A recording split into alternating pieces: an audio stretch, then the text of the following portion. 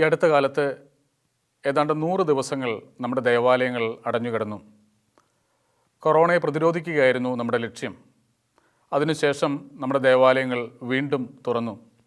അനേകം പേർ വളരെ താല്പര്യപൂർവ്വം വിശുദ്ധ ബലിയർപ്പണത്തിനും പ്രാർത്ഥനയ്ക്കുമായി ദേവാലയങ്ങളിലേക്ക് വന്നു തുടങ്ങി. എന്നാൽ കുറച്ചു പേർക്കെങ്കിലും ഒരു മനസാക്ഷി പ്രശ്നം ഈ കാലയളവിൽ രൂപപ്പെടുന്നുണ്ട്. അതായത് അവർക്ക് ദേവാലയങ്ങളിൽ പോകണമെന്ന് വലിയ താല്പര്യമുണ്ട്, ആഗ്രഹമുണ്ട്. എന്നാൽ അതേസമയം ദേവാലയങ്ങളിൽ പോകുന്നത് അപകടകരമാണോ എന്നുള്ള ചിന്ത അവരുടെ മനസ്സിലുണ്ട്. അതായത് ഒരേ സമയം ആഗ്രഹമുണ്ടായിരിക്കുകയും എന്നാൽ ഭയം അവരെ നയിക്കുകയും ചെയ്യുന്ന സാഹചര്യമാണ്. ഇതൊരു മനസാക്ഷി പ്രശ്നമായിട്ട് അവർക്ക് മാറാം. കാരണം ഈ അവസ്ഥയിൽ ഒരുപാട് ചോദ്യങ്ങൾ അവർ നേരിടുന്നുണ്ട്. പള്ളിയിൽ പോകാൻ നിങ്ങൾ എന്തിനു പേടിക്കണം? ദേവാലയങ്ങളിൽ ഇരിക്കുന്നത് സർവശക്തനായ കർത്താവല്ലേ? എല്ലാ രോഗികൾക്കും സൗഖ്യം കൊടുക്കുന്ന കർത്താവല്ലേ അവിടെയുള്ളത്? കർത്താവിനെ സമീപിക്കാൻ നമ്മൾ എന്തുകൊണ്ടാണ് ഭയപ്പെടുന്നത്? വിശുദ്ധ ബലി അർപ്പിക്കാൻ നമ്മൾ വില കൊടുക്കേണ്ടതല്ലേ? സഭയുടെ ചരിത്രത്തിൽ എത്രയോ പേര് എന്തുമാത്രം പ്രയാസങ്ങൾ സഹിച്ചാണ് വിശുദ്ധ ബലി അർപ്പിക്കാനായി ദേവാലയങ്ങളിൽ എത്തിയിട്ടുള്ളത്. അതുകൊണ്ട് നിങ്ങളെപ്പോലെ തന്നെയുള്ള അനേകം പേര് ദേവാലയങ്ങളിൽ പോകുമ്പോൾ നിങ്ങൾ എന്തിന് മടിച്ച് ഭയപ്പെട്ട് അകത്തിരിക്കണം? ഈ ചോദ്യങ്ങളെല്ലാം ഒന്നിച്ചു ചേർന്ന് വരുമ്പോൾ അവരെ സംബന്ധിച്ച് ഇതൊരു മനസാക്ഷി പ്രശ്നമായിട്ട് മാറാം. ഒരേ സമയം ആഗ്രഹമുണ്ടായിരിക്കുകയും എന്നാൽ പോകാനുള്ള വൈമനസ്യം അവർക്ക് തോന്നുകയും ചെയ്യുന്ന സാഹചര്യമാണിത്. ഈ വിഷയത്തെ നമ്മൾ എങ്ങനെയാണ് സമീപിക്കേണ്ടത്? യഥാർത്ഥത്തിൽ ഒരു മനസാക്ഷി പ്രശ്നം, ഒരു കുറ്റബോധം തോന്നേണ്ട കാര്യമുണ്ടോ ഈ വിഷയത്തിൽ? ഈ വിഷയം പരിഗണിക്കാൻ സഭാചരിത്രത്തിലേക്ക് നമുക്ക് കണ്ണുകൾ ഓടിക്കാം. സഭയുടെ ചരിത്രത്തിൽ അനേകം പകർച്ചവ്യാധികൾ നേരിട്ട സംഭവങ്ങളുണ്ട്. 2-ാം നൂറ്റാണ്ടിൽ ഉദാഹരണത്തിന് അന്റോണിയൻ പ്ലേഗ് എന്ന പേരിൽ റോമാ സാമ്രാജ്യത്തിൽ വലിയ ഒരു പകർച്ചവ്യാധി പടർന്ന് പിടിച്ചു. റോമാ സാമ്രാജ്യത്തിൻ്റെ 4-1 പേര് മരണപ്പെട്ട സംഭവമാണിത്. അതിനോടനുബന്ധിച്ച് ഒരുപാട് ക്രൈസ്തവർ രംഗത്തിറങ്ങുകയും രോഗികളെ പരിചരിക്കുകയും വേണ്ട ശുശ്രൂഷകൾ ചെയ്യുകയും ചെയ്തു. അങ്ങനെ ക്രൈസ്തവർക്ക് നല്ല പേര് കൊടുത്ത, നല്ല പേരുണ്ടാക്കിയ ഒരു സംഭവമായിട്ട് മാറി ഫലത്തിൽ ഈ പ്ലേഗിൻ്റെ സംഭവം. പിന്നീട് നമ്മൾ കാണുന്നത് 3-ാം നൂറ്റാണ്ടിൽ പ്ലേഗ് ഓഫ് സിപ്രിയാൻ എന്ന പേരിൽ വലിയൊരു പകർച്ചവ്യാധി ഉണ്ടായി, പ്രത്യേകിച്ചും റോമിലും പരിസരങ്ങളിലും. സിപ്രിയാൻ എന്നൊരു ബിഷപ്പ് ഈ പകർച്ചവ്യാധിയെപ്പറ്റി വ്യാപകമായി പ്രസംഗിച്ചതുകൊണ്ടാണ് പിന്നീട് ആ പ്ലേഗിന് അദ്ദേഹത്തിൻ്റെ പേര് തന്നെ ലഭിച്ചത്. അപ്പോഴും ക്രൈസ്തവർ വലിയ ശുശ്രൂഷ ആ പകർച്ചവ്യാധിയുടെ കാലത്ത് ചെയ്തുകൊണ്ടിരുന്നു. 14-ാം നൂറ്റാണ്ടിൽ യൂറോപ്പിലുണ്ടായ വലിയ പകർച്ചവ്യാധി ബ്ലാക്ക് ഡെത്ത് എന്ന പേരിലാണ് അറിയപ്പെട്ടത്. 75 മില്യൺ പേർ ഭൂമിയിൽ നാമാവശേഷമായ വലിയ ഒരു പകർച്ചവ്യാധിയുടെ കഥയാണത്. പിന്നീട് 16-ാം നൂറ്റാണ്ടിൽ, കൃത്യമായി പറഞ്ഞാൽ 1576-ൽ മിലാനിലും പരിസരത്തും, ഇറ്റലിയിലെ മിലാനിലും പരിസരത്തും വലിയ ഒരു പകർച്ചവ്യാധി പറന്നു പിടിച്ചു. അക്കാലത്ത് ദേവാലയങ്ങളെല്ലാം അടഞ്ഞുകിടന്നു. വിശ്വാസികൾക്ക് വേണ്ടി വീടുകളിലിരുന്ന് വിശുദ്ധ ബലി അർപ്പിക്കാനും അതിൽ സംബന്ധിക്കാനും വേണ്ടി തെരുവോരങ്ങളിൽ വിശുദ്ധ ബലി അർപ്പിക്കപ്പെട്ടു. അന്ന് മിലാനിൻ്റെ ആർച്ച് ബിഷപ്പായിരുന്നു ചാൾസ് ബൊറോമിയോ. അദ്ദേഹം തന്നെ നേരിട്ട് രംഗത്തിറങ്ങി ഒരുപാട് രോഗികളെ ശുശ്രൂഷിക്കുകയും അവസാനം അദ്ദേഹം രോഗബാധിതനായിട്ട് മരിക്കുകയും ചെയ്തു. ഈ സംഭവങ്ങളെല്ലാം പരിഗണിക്കുമ്പോൾ നമ്മുടെ മുമ്പിലുള്ള ഈ ചോദ്യം അവിടെ ഉന്നയിക്കപ്പെട്ടില്ല എന്നുള്ളത് നമ്മൾ ശ്രദ്ധിക്കേണ്ടതാണ്. അതായത് പോകാൻ അവസരമുണ്ടായിരിക്കുകയും എന്നാൽ പോകാനുള്ള ഭയപ്പാടുള്ളവർ എന്ത് ചെയ്യണമെന്നുള്ള ചോദ്യം അവർ ഉന്നയിക്കപ്പെട്ടിട്ടില്ല എന്നുള്ളതാണ് പ്രധാനപ്പെട്ട കാര്യം. അപ്പോൾ അതുകൊണ്ട് ഈ വിഷയത്തെ നമ്മൾ എങ്ങനെയാണ് സമീപിക്കേണ്ടത്?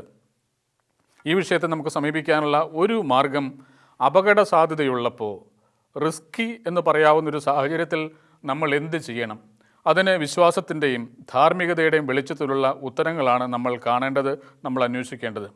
പൊതുവെ നമുക്ക് പറയാവുന്ന ഒരു ഉത്തരം, അപകടകരമായൊരു സാഹചര്യത്തിലേക്ക് നമ്മൾ എടുത്തു ചാടേണ്ടതില്ല എന്നുള്ളത് തന്നെയാണ്. ഒരു സന്ദർഭം നമുക്ക് ശരീരത്തിനോ മനസ്സിനോ ആത്മാവിനോ അപകടകരമാണ് എന്ന് തോന്നിയാൽ അതിലേക്ക് നമ്മൾ എടുത്തു ചാടേണ്ടതില്ല എന്ന് പറയാൻ സാധിക്കും. അത് കൊറോണയാണ് വിഷയമെങ്കിലും ചിക്കൻ ബോക്സ് ആണ് വിഷയമെങ്കിലും ഒരേപോലെ പറയാവുന്ന ഒരു കാര്യമാണ്.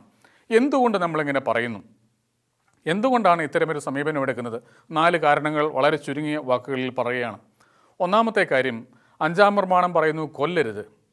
അത് കൊലപാതകം മാത്രമല്ല വിലക്കുന്നത്, അത് വിലക്കുന്നത് സ്വയം കൊല്ലാൻ അനുവദിക്കുന്ന സാഹചര്യത്തിലേക്ക് എടുത്തു ചാടുന്നതും മറ്റൊരാളെ മരണത്തിലേക്ക് തള്ളിവിടുന്നതും വിലക്കപ്പെടുന്ന സംഗതിയാണ്. അതുകൊണ്ട് നമ്മുടെ സാന്നിധ്യം, നമ്മുടെ പ്രവൃത്തി, നമ്മുടെ ഒരു ഇടപെടൽ അത് നമ്മുടെ മരണത്തിനോ നമ്മുടെ നാശത്തിനോ മറ്റൊരാളുടെ നാശത്തിനോ മരണത്തിനോ ഇടയാക്കുന്നുണ്ടെങ്കിൽ നമ്മൾ മാറി നിൽക്കണം എന്നാണ് അർത്ഥം. അപ്പോൾ 5-ാം പ്രമാണത്തിൻ്റെ വ്യാഖ്യാനത്തിൽ തീർച്ചയായും ഈ കാര്യവും ഉൾപ്പെടും. അതായത് മറ്റൊരാളെ അപകടത്തിലേക്കോ നമ്മളെ തന്നെ അപകടത്തിലേക്കോ തള്ളിവിടുന്ന സാഹചര്യമുണ്ടെങ്കിൽ നമ്മൾ കരുതലോടുകൂടെ മാറി നിൽക്കുക എന്നുള്ളത് പ്രധാനപ്പെട്ട കാര്യമാണ്, ധാർമ്മികമായ ഒരു കടമ കൂടിയാണ്. രണ്ടാമത്തെ ഒരു കാരണം, അസാധ്യമായ കാര്യങ്ങൾ ദൈവം നമ്മളിൽ നിന്ന് പ്രതീക്ഷിക്കുന്നില്ല എന്നുള്ളതാണ്. നമുക്ക് അസാധ്യമായ കാര്യം, ശാരീരികമോ മാനസികമോ ആത്മീയമായ രീതിയിൽ അസാധ്യമായ ഒരു കാര്യം ദൈവം നമ്മളിൽ നിന്ന് പ്രതീക്ഷിക്കുന്നില്ല. ഇത് പറയുമ്പോൾ ഉണ്ടാകാവുന്ന ഒരു പ്രശ്നം, നമുക്ക് അസാധ്യമായത് വേറൊരാൾക്ക് സാധ്യമായിട്ട് നമുക്ക് കാണപ്പെടാം, അല്ലെങ്കിൽ അങ്ങനെ സംഭവിക്കാം എന്നുള്ളതാണ്. നമുക്ക് തോന്നുന്നു പള്ളിയിൽ പോകുന്നത് അസാധ്യമാണ്, പക്ഷേ നമ്മുടെ അയൽവക്കക്കാരന് അത് സാധ്യമായിട്ട് തോന്നാം. തീർച്ചയായിട്ടും അങ്ങനെ വ്യക്തിനിഷ്ഠമായ വ്യാഖ്യാനങ്ങളും വിലയിരുത്തലുകളും ഇവിടെ സാധ്യമാണ്. പക്ഷെ നമ്മൾ നോക്കേണ്ടത് സ്വന്തം മനസാക്ഷി അനുസരിച്ച് ഇത് സാധിക്കുമോ അല്ലയോ എന്ന് മാത്രം നോക്കിയാൽ മതിയാകും. ചുരുക്കത്തിൽ, അസാധ്യമായ കാര്യമാണെങ്കിൽ, ധാർമ്മികമോ മാനസികമോ ശാരീരികമായ രീതിയിൽ അസാധ്യമാണെങ്കിൽ ദൈവം നമ്മളിൽ നിന്ന് അത് പ്രതീക്ഷിക്കുന്നില്ല എന്ന് നമുക്ക് വിചാരിക്കാം. മൂന്നാമത്തെ കാരണം, ദൈവം മനുഷ്യരായ നമ്മൾ മനുഷ്യൻ്റെ യുക്തി അല്ലെങ്കിൽ ബുദ്ധി ഉപയോഗിക്കണം എന്ന് ആഗ്രഹിക്കുന്നുണ്ട്. മനുഷ്യബുദ്ധിയും യുക്തിയും ദൈവത്തിൻ്റെ ദാനം തന്നെയാണ്. ഈ ദാനം നമ്മൾ ഉപയോഗിക്കണം. അതുപയോഗിച്ച് വേണം നമ്മൾ മുന്നോട്ട് പോകാൻ, പ്രത്യേകിച്ചും അപകട സാഹചര്യങ്ങളെ നേരിടുമ്പോൾ എന്നുള്ള കാര്യവും നമുക്ക് പ്രത്യേകമായിട്ട് ഓർക്കാം. നാലാമത്തെ കാരണം, അപകട സാധ്യതകളിലേക്ക് ഇടിച്ചു കയറുന്നത് ക്രിസ്തീയമായ സമീപനം അല്ല എന്നുള്ളതാണ്. വിശുദ്ധ മത്തായിയുടെ സുവിശേഷം 4-ാം അധ്യായം 12-13 വാക്യങ്ങളിൽ നമ്മൾ കാണുന്നുണ്ട്. സ്നാപക യോഹന്നാൻ അറസ്റ്റ് ചെയ്യപ്പെട്ട് കഴിഞ്ഞപ്പോൾ, ജയിലിലാക്കപ്പെട്ട് കഴിഞ്ഞപ്പോൾ ഈശോ ആ സ്ഥലത്ത് നിന്ന് പതുക്കെ പിന്മാറുന്നത് നമ്മൾ കാണുന്നുണ്ട്. സ്നാപകൻ്റെ അറസ്റ്റ് നടന്നു കഴിയുമ്പോൾ ധൈര്യമുണ്ടെങ്കിൽ എന്നെയും കൊല്ല് എന്ന മട്ടിൽ ഈശോ ഹേറോദോസ് അന്തിപ്പാസിൻ്റെ മുമ്പിലേക്ക് കടന്നു ചെല്ലുകയല്ല ചെയ്തത്. ഈശോ പതിയെ അവിടം വിട്ടു പോകുകയാണ് ചെയ്യുന്നത്.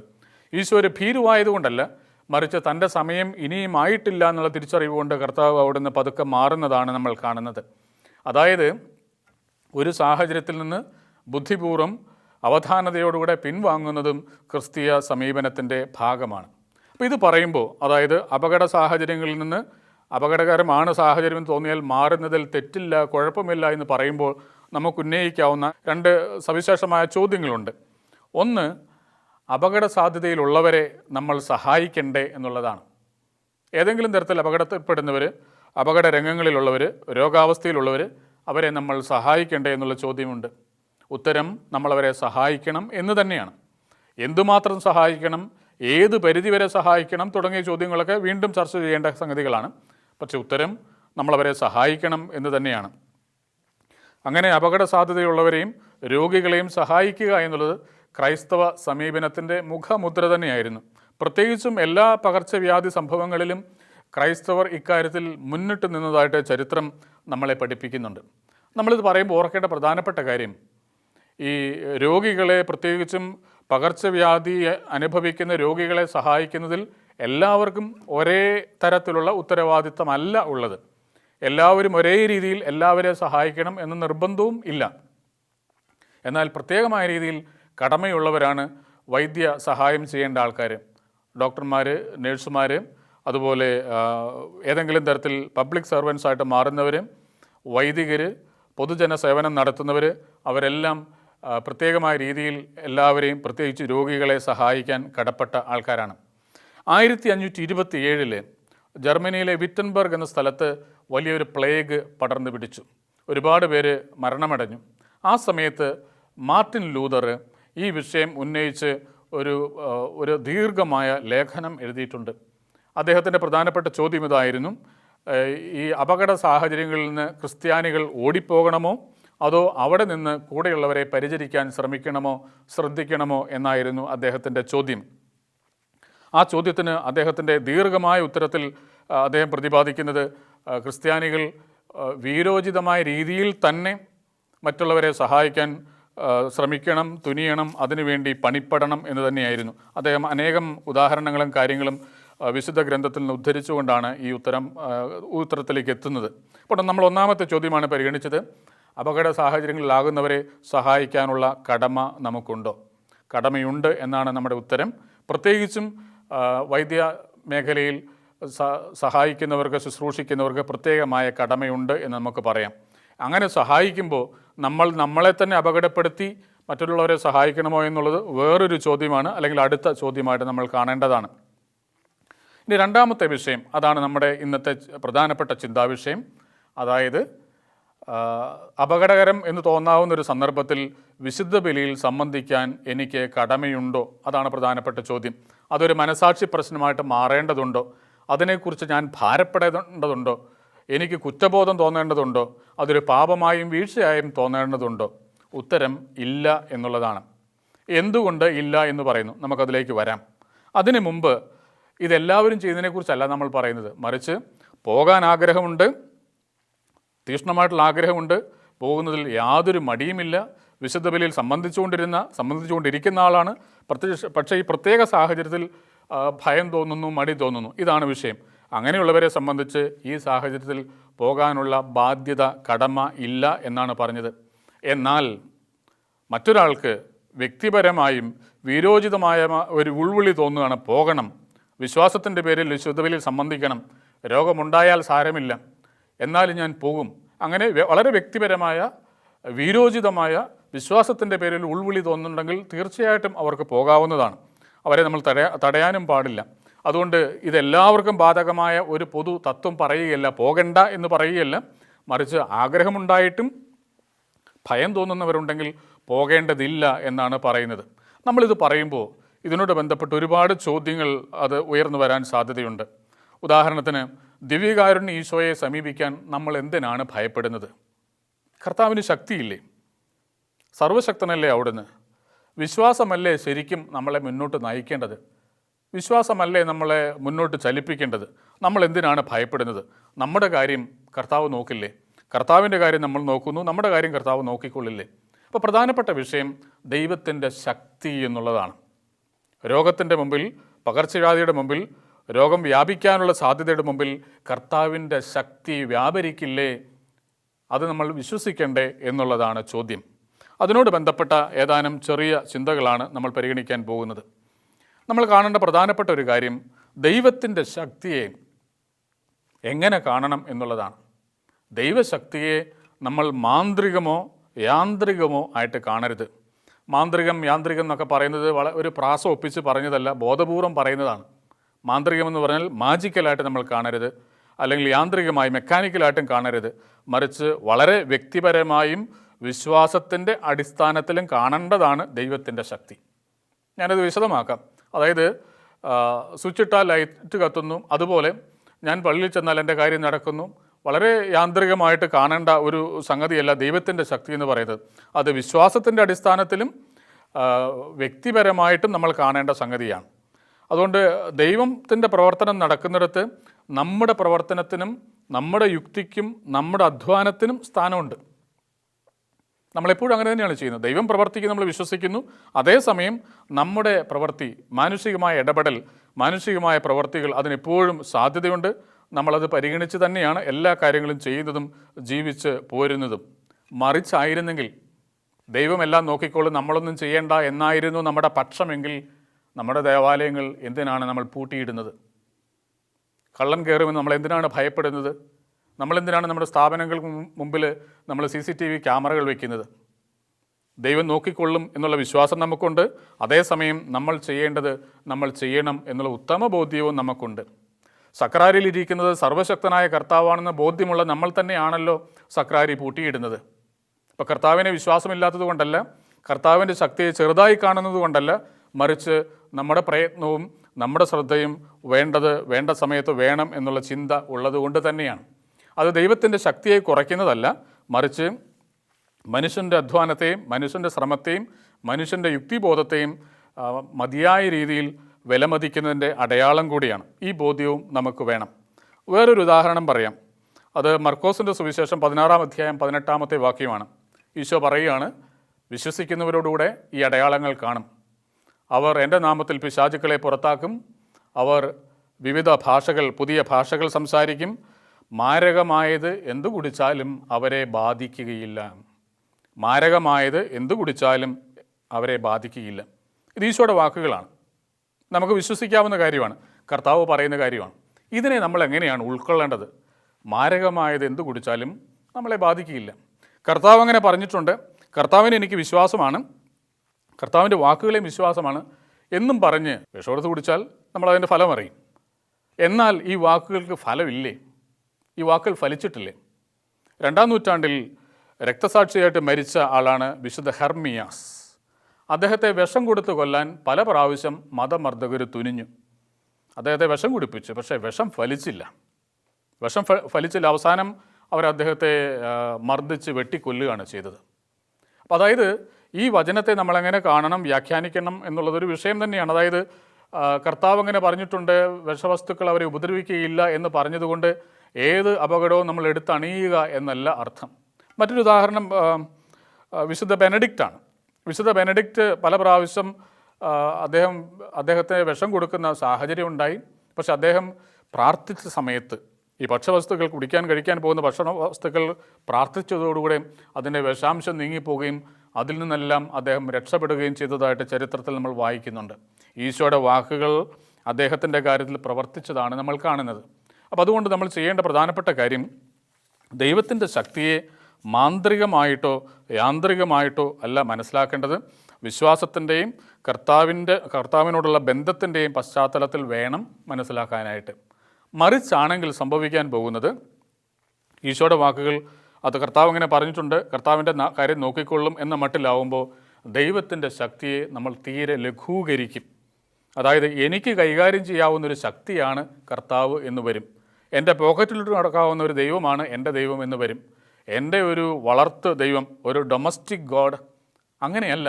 അപ്പോൾ കർത്താവിൻ്റെ ശക്തി നമ്മുടെ കണക്കുകൂട്ടലുകൾക്കും നമ്മുടെ നിശ്ചയങ്ങൾക്കും നമ്മുടെ തീരുമാനങ്ങൾക്കും നമ്മുടെ ഉപാധികൾക്കും അതീതമാണ്, ഉയർന്നതാണ്, ഉന്നതമാണ് എന്ന് കാണിക്കാൻ വേണ്ടിയിട്ടാണ് കർത്താവ് മനുഷ്യൻ്റെ എല്ലാ കണക്കുകൂട്ടലുകൾക്കും വിധേയനായിട്ട് നിൽക്കാത്തത്. ഇത് ദൈവത്തിൻ്റെ ട്രാൻസെൻഡൻസ് അല്ലെങ്കിൽ സർവാതിശയത്വം എന്ന് പറയുന്നതിൻ്റെ അടയാളമാണ്. നമുക്ക് ഈ ബോധ്യം ഉണ്ടാകുന്നത് വളരെ നല്ലതാണ്. അതുകൊണ്ട് ദൈവശക്തി ഇല്ലാത്തത് കൊണ്ടല്ല, കർത്താവിൻ്റെ ശക്തി പരിമിതമായതുകൊണ്ടല്ല, കർത്താവ് നമ്മുടെ കാര്യത്തിൽ പ്രവർത്തിക്കാത്തത് കൊണ്ടല്ല, മറിച്ച് കർത്താവിൻ്റെ ആ ശക്തി പ്രവർത്തിക്കുന്നതിൻ്റെ പശ്ചാത്തലത്തിൽ മനുഷ്യൻ്റെ അധ്വാനവും ശ്രമവും ആവശ്യമാണ്. അതുപോലെ തന്നെ വ്യക്തിപരമായ വിശ്വാസവും നമ്മൾ പരിഗണിക്കേണ്ട സംഗതിയാണ്. ഇത് നമ്മുടെ മനസ്സിൽ ഉണ്ടാവണം. ഞാൻ പറഞ്ഞ് അവസാനിപ്പിക്കാനായിട്ട് 3 നിഗമനങ്ങളിലേക്ക് വരികയാണ്. ഒന്ന്, ഈ പറഞ്ഞൊരു ചുരുക്കം, നമ്മുടെ ദേവാലയങ്ങൾ തുറന്നു, വേണമെങ്കിൽ പൊക്കോ, പോയാലും ഒരുപോലെ പോയില്ലേലും ഒരുപോലെ, അങ്ങനെയല്ല. അതല്ല പറയുന്നതിൻ്റെ അർത്ഥം. ഈ വിഷയത്തെ വളരെ നിസ്സാരമായി വളരെ ലാഘവബുദ്ധിയോടുകൂടി കാണണം എന്നല്ല പറയുന്നത്. മറിച്ച് നമ്മൾക്ക് ഒരു മനസാക്ഷി പ്രശ്നം, മനസാക്ഷിയെ ഭാരപ്പെടുത്തുന്ന ഒരവസ്ഥ, നമുക്ക് ഹൃദയവേദന ഉണ്ടാകുന്നൊരു സാഹചര്യം അതുണ്ടാകേണ്ടതില്ല എന്നാണ് പറയുന്നത്. പ്രത്യേകിച്ചും നമ്മളെടുക്കുന്ന തീരുമാനം, ദേവാലയങ്ങൾ തുറന്നിട്ടും എനിക്ക് പോകാനുള്ള സാഹചര്യമില്ല എന്നുള്ളൊരു തീരുമാനം വളരെ ഉത്തരവാദിത്വപൂർണ്ണം എടുക്കുന്ന തീരുമാനം ആയിരിക്കണം, റെസ്പോൺസിബിളായ ഒരു തീരുമാനമായിരിക്കണം. അതായത് ഞാൻ മടി കൊണ്ടോ മടുപ്പ് കൊണ്ടോ എടുക്കുന്ന ഒരു തീരുമാനമല്ല, മറിച്ച് യഥാർത്ഥത്തിൽ ഇതൊരു അപകടകരമായ സാഹചര്യമാണെന്ന് തിരിച്ചറിഞ്ഞ് എടുക്കുന്ന തീരുമാനം ആയിരിക്കണം. അങ്ങനെയാണ് നമ്മളതിനെ കാണേണ്ടതും വിലയിരുത്തേണ്ടതും. അതൊന്നാമത്തെ കാര്യമാണ്. രണ്ടാമത്തെ കാര്യം, ഈ ചർച്ചയിലും ഈ ചിന്തയിലൊക്കെ വരുന്ന പ്രധാനപ്പെട്ട വിഷയം ദൈവത്തിൻ്റെ ശക്തി എന്നുള്ളതാണ്. കർത്താവിന് ശക്തിയില്ലേ? എന്നെ സംരക്ഷിച്ചുകൂടെ? ദൈവത്തിൻ്റെ പരിപാലനം നിസ്സാരമാണോ? ഞാനൊരു അപകടകരമായ സാഹചര്യത്തിലാണെങ്കിലും കർത്താവിനെ നോക്കില്ലേ? ഈ ചോദ്യങ്ങളിലൊക്കെ പ്രധാനപ്പെട്ട കാര്യം ദൈവത്തിൻ്റെ ശക്തി എന്നുള്ളതാണ്. അപ്പോൾ നമ്മൾ അറിയേണ്ട കാര്യം, ദൈവശക്തി എന്നുള്ളത് ഒറ്റപ്പെട്ട് നിൽക്കുന്ന ഒരു ഗുണം അല്ലെങ്കിൽ ആട്രിബ്യൂട്ടല്ല. ദൈവത്തിൻ്റെ ശക്തി എന്ന് പറയുന്നത് ഒറ്റപ്പെട്ട് നിൽക്കുന്ന സംഗതിയല്ല.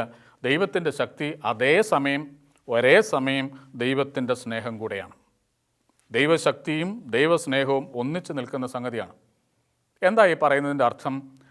സർവശക്തനായ കർത്താവിന് സർവസ്നേഹത്തോടുകൂടെ എന്നെ കാണാൻ സാധിക്കും. അതായത് ദൈവത്തിൻ്റെ സ്നേഹം ദൈവത്തിൻ്റെ ശക്തി കൂടെയാണ്. കർത്താവിൻ്റെ ശക്തി കൊണ്ട് എൻ്റെ ബലഹീനതയെ മനസ്സിലാക്കാൻ അവിടുത്തേക്ക് സാധിക്കും. എനിക്കിപ്പോൾ ദേവാലയങ്ങളിൽ പോകാൻ സാധിക്കുന്നില്ല, ബലിയർപ്പണത്തിന് പോകാൻ സാധിക്കുന്നില്ല എന്നുള്ള പരിമിതി മനസ്സിലാക്കാൻ കർത്താവിൻ്റെ സ്നേഹത്തിന് സാധിക്കും. അതാണ് നമ്മൾ തിരിച്ചറിയേണ്ട രണ്ടാമത്തെ കാര്യം.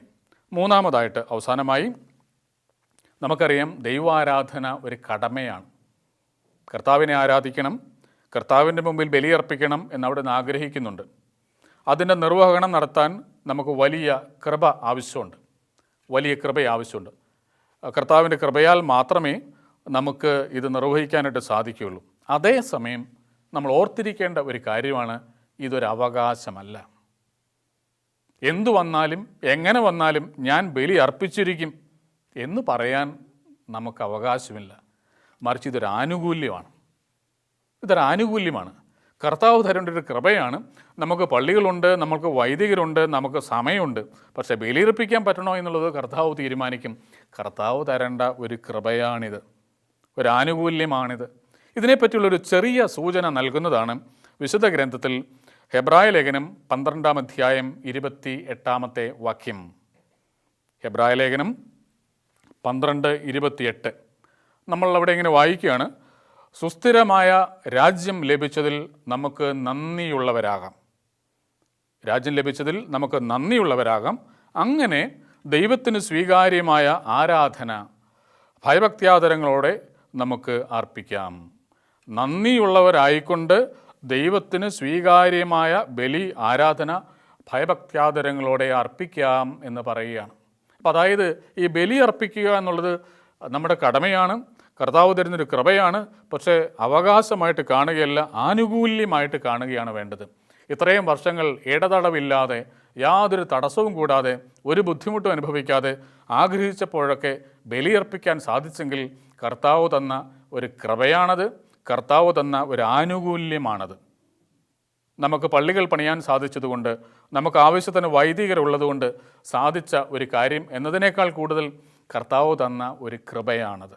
അതുകൊണ്ട് നമുക്ക് നന്ദിയുള്ളവരായിട്ട് മാറാം. ഈ ഒരു തിരിച്ചറിവും വളരെ വളരെ പ്രധാനപ്പെട്ടതാണ്. അതുകൊണ്ട് വിശുദ്ധ ബലിയർപ്പിക്കാനുള്ള കൃപയും കർത്താവ് തരേണ്ടതാണ്. ഈ തിരിച്ചറിവായിരിക്കണം വാസ്തവത്തിൽ നമ്മളെ ഈ പകർച്ചവ്യാധിയുടെ കാലത്ത് കൂടുതൽ ബലപ്പെടുത്തുകയും ആത്മീയമായിട്ട് വിശുദ്ധ ബലിയെ സമീപിക്കാനും സ്വീകരിക്കാനും ഉൾക്കൊള്ളാനുമുള്ള തിരിച്ചറിവുകൾ തരികയും ചെയ്യേണ്ടത്. അതുകൊണ്ട് ഏതാനും കാലയളവിലേക്ക് നമുക്ക് വിശുദ്ധ ബലിയിൽ സംബന്ധിക്കാൻ സാധിക്കുന്നില്ലെങ്കിലും ആത്മീയമായിട്ട് ഇത്തരം തിരിച്ചറിവുകൾ സ്വീകരിക്കുകയും എന്നാൽ കുറ്റബോധം തോന്നാതിരിക്കുകയും വേണം. കുറ്റബോധം തോന്നാതിരിക്കാനുള്ള പ്രധാനപ്പെട്ട കാരണം സർവശക്തനായ കർത്താവ് സർവ്വസ്നേഹം കൂടി ആയതുകൊണ്ട് എൻ്റെ നിസ്സഹായത, എൻ്റെ ബലഹീനത അവിടുന്ന് മനസ്സിലാക്കും എന്നുള്ള തിരിച്ചറിവിൽ നിന്ന് ഉണ്ടാകേണ്ട സംഗതിയാണ്. ഈ കൃപ നമ്മളെ തീർച്ചയായിട്ടും ഭരിക്കുകയും നയിക്കുകയും ചെയ്യട്ടെ. നമുക്ക് വലിയ സ്വാതന്ത്ര്യത്തോടുകൂടെ ആത്മാവിൽ കർത്താവിനെ ആരാധിക്കാനും സ്തുതിക്കാനും ഇടയാവട്ടെ. അതുപോലെ തന്നെ സാധിക്കുന്നവരെ പറ്റി പറഞ്ഞു, ധൈര്യമുണ്ട്, പോകാൻ സാധിക്കുന്നവരാണ്. അവർക്ക് വിശ്വാസത്തിലും വീരോചിതമായ രീതിയിലും വ്യക്തിപരമായ ഒരു ഉൾവിളിയുടെ ഭാഗമായിട്ട് വിശുദ്ധ ബലിയിൽ സംബന്ധിക്കാനും ദേവാലയങ്ങളിൽ പോകാൻ സാധിക്കുന്നവർ തീർച്ചയായിട്ടും പോകേണ്ടതുമാണ്. അത് അവരെ സംബന്ധിച്ച് കർത്താവ് കൊടുക്കുന്നൊരു കൃപയാണ്, അനുഗ്രഹമാണ്, വിളിയാണ്. അവർക്ക് അത് നിർവഹിക്കാനും സാധിക്കട്ടെ. നമ്മളെല്ലാവരെയും കർത്താവ് സമൃദ്ധമായിട്ട് അനുഗ്രഹിക്കട്ടെ.